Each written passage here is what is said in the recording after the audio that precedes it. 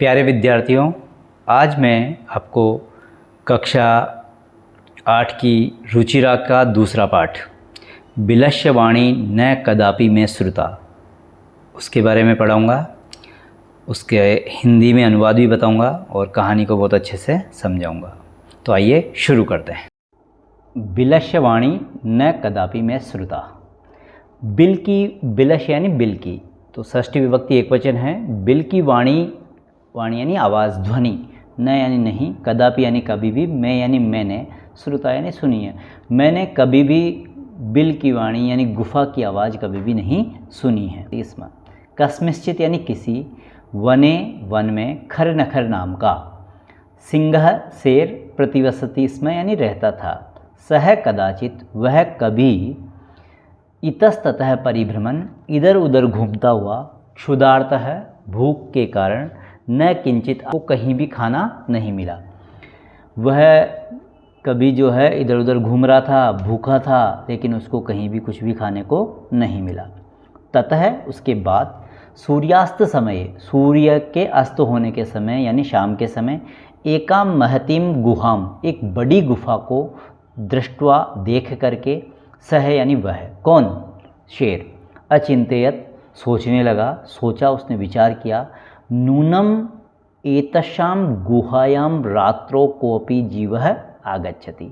नूनम का मतलब निश्चित रूप से, एतश्याम यानी इस गुफा में, गुफायाम गुफा में, रात्रो यानी रात्रि में, कोपि कोई भी, कोई न कोई, जीवः जीव, आगच्छति यानी आता है, रात्रि में जरूर कोई इस गुफा में जीव आता है। अतः इसीलिए अत्रैव निगूढ़ो भूत्वा यहीं पर छिप करके रह जाता हूँ, तिष्ठामि बैठ जाता हूँ, इति ऐसा उसने विचार किया। एतस्मिन् अंतरे इसी समय में, इस जब वो सोच रहा था तो गुहाया स्वामी, गुफा का जो स्वामी था, दधिपुच्छ, उसका नाम क्या था, दधिपुच्छ नामक है, श्रृगालय समागच्छत, वहाँ पर जो सियार था वो आ गया। गुफा का स्वामी था, कौन था ये, सियार था, और नाम क्या था इसका, दधिपुच्छ। सच यावत पश्यति, वह जहाँ तक देख पा रहा था या देख रहा था, तावत सिंह पद्म पद्धति ही, तब तक शेर के पैरों के निशान गुहायाम गुफा में प्रविष्टा दृश्यते, प्रवेश करते हुए दिखाई दे रहे थे। न च बहिरागता, बाहर आते हुए तो नहीं दिखाई दे रहे थे। श्रृगाल है अचिंत्यत, श्रृगाल ने सोचा, अहो विनष्टो अस्मि, मैं तो मर गया। नूनम अस्मिन बिले सिंहः अस्तीति इति तर्कयामि, मैं ऐसा तर्क लगा रहा हूँ कि ऐसा सोच रहा हूँ कि इस बिल में, इस गुफा में जरूर शेर है। ततः किम करवाणी, तो मैं क्या करूँ। एवं विचिन्त्य, ऐसा सोच करके, दूरस्थ, दूर खड़ा हो करके, रवम आवाज़, कर्तुम आरब्धा, शुरू कर दी। उसने दूर खड़े होकर के क्या बोलना शुरू किया, भो बिल है, भो बिल है, अरे गुफा, अरे गुफा, किम न स्मरससि, क्या तुम्हें याद नहीं है, यन्मया, जो मेरे द्वारा, त्वया सह, तुम्हारे साथ, समयः कृतो, वादा किया अस्ति, किया है, यत कि यदा अहम, जब भी मैं, बाह्यतः बाहर से, प्रत्यागमिष्यामि वापस आऊँगा, तदा त्वं माम आकारयिष्यसि, तब तुम मुझको बुलाओगी। यदि त्वं माम न आह्वयसि, यदि तुम मुझे नहीं बुलाओगी, तरी अहम द्वितीयम बिलम यास्यामि, तो मैं दूसरे बिल चले जाऊंगा। मेरा क्या है, मैं दूसरी गुफा में चले जाऊंगा। अगर तुम मुझे नहीं बुलाओगी तो मैं दूसरी गुफा में चले जाऊंगा। इसमें क्या बात हुई।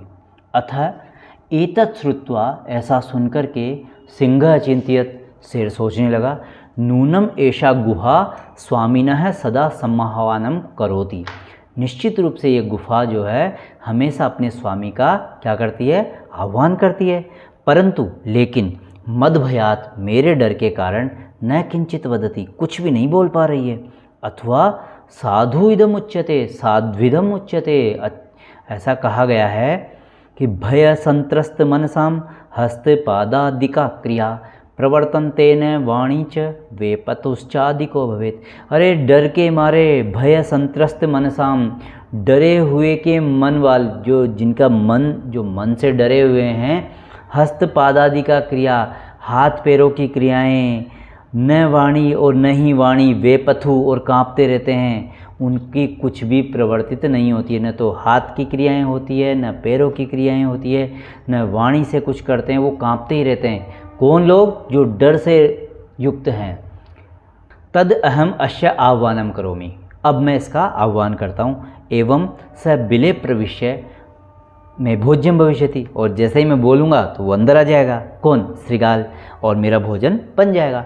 इत्थम विचार्य, ऐसा विचार करके, ऐसा सोच करके, सिंहः सहसा श्रृगालस्य आह्वानम करोत्, शेर ने अचानक से श्रृगाल का आह्वान कर लिया, उसको बुला लिया।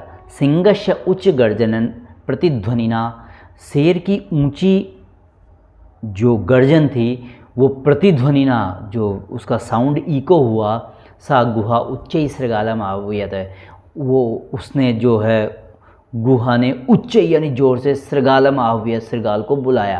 यानी जैसे शेर ने दहाड़ा तो उसकी जो आवाज़ है वो गूंज उठी।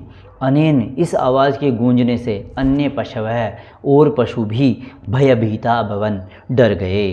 श्रृगालोपि ततः दूरम पलायमानः, शार भी ऐसा पड़ता हुआ दूर चला गया। अनागतम यह कुरुते स शोभते, स सोच्यते यो न करोति अनागतम, वने अत्र संस्थस्य समागता जरा, विलस्य वाणी न कदापि में श्रुता। अरे जो अनागतम यह कुरुते स शोभते, नहीं आने पर भी जो कर लेता है वह अच्छा रहता है। स सोच्यते यो न करोति, जो नहीं करता है अनागत का, यानी विपत्ति के आने का नहीं कर पाता है, वह दुखी होता है। वने अत्र संस्थस्य, अत्र यानी इस, वने यानी वन में, संस्थस्य यानी रहते हुए, जरा समागता बूढ़ापा आ गया है। विलस्य वाणी न कदापि मैं श्रुता, गुफा की आवाज़ तो मैंने कभी भी नहीं सुनी। इस कहानी से बच्चों आपको ये सीख मिलती है कि हमें विपत्ति को भांप लेना चाहिए, सोच लेना चाहिए। उसका अगर थोड़ा सा भी संकेत हमको मिलता है विपत्ति का, परिस्थिति का, तो हमें उसका डरना नहीं चाहिए, डर के नहीं भागना चाहिए। उससे जो है, उससे मुकाबला करने के लिए हमें विचार करना चाहिए और उसका समाधान ज़रूर निकलता है, जिस प्रकार की श्रृगाल ने अपने आप को मरने से बचाया है। उम्मीद है आपको ये समझ में आया होगा और बहुत अच्छे से समझ में आया होगा। धन्यवाद।